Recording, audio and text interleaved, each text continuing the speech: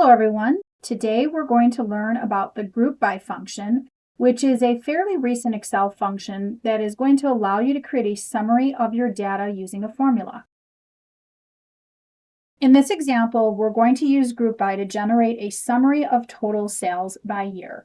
So over here we have a spreadsheet. We've got some categories, products, and sales separated out by years. So the first thing we're going to do is find a place, someplace over to the right here to put in our formula. We're going to click, type equals, type in group by, double click when you see it. First thing we're going to do is grab those years using the range. We're going to enter a comma, then we're going to do our sales, enter another comma, and type the word sum. It's actually right here, so we just have to double click it, close parentheses, and there we have it. So now we've got each year's sales broken down with a grand total. Thanks for watching.